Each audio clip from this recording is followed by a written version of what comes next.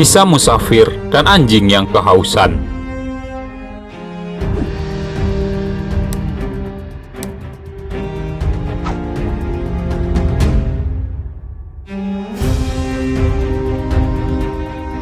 Diriwayatkan oleh Al-Bukhari, Rasulullah Shallallahu Alaihi Wasallam bersabda, ada seorang laki-laki yang berjalan di bawah terik matahari. Setelah lama berjalan, ia merasa sangat kehausan. Namun bekal airnya telah habis, dan sepanjang perjalanan, ia tak menemukan sumber air. Maka ia terus melanjutkan perjalanan, dengan pikiran dipenuhi keinginan, agar segera menemukan sumur untuk memuaskan dahaganya. Ia sangat senang ketika dari kejauhan melihat sebuah oase di tengah gurun pasir yang terbentang luas.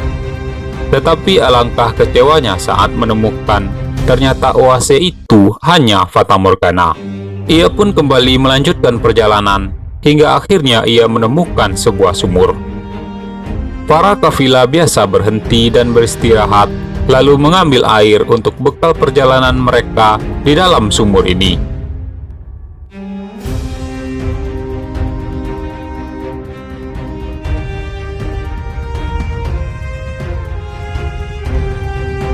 Betapa senangnya sang musafir ketika melihat ke dalam sumur dan masih banyak air di sana. Namun ia bingung bagaimana cara mengambil air itu. Tak ada ember dan tak ada tali timba di sana. Ia pun tak melihat seorang pun yang melintas di tempat itu, dan hanya ia seorang di sana. Akhirnya ia putuskan untuk merangkak turun ke dasar sumur itu. Dengan susah payah ia jejakkan kedua kakinya ke dinding sumur, hingga akhirnya ia tiba di dasar sumur dan minum hingga puas. Setelah merasa cukup, ia pun merangkak naik. Namun ia terkejut ketika keluar dari sumur dan melihat seekor anjing di bibir sumur menjulur-julurkan lidahnya karena kehausan.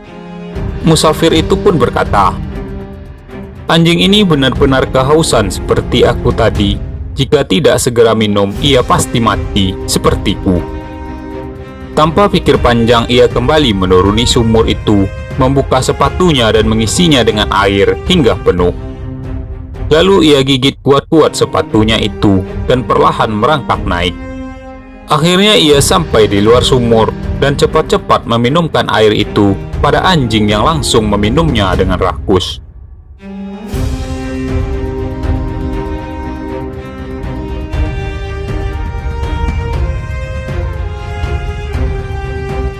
Rasulullah Shallallahu Alaihi Wasallam bersabda di ujung ceritanya, Allah berterima kasih kepadanya karena ia telah menolong salah satu makhluknya.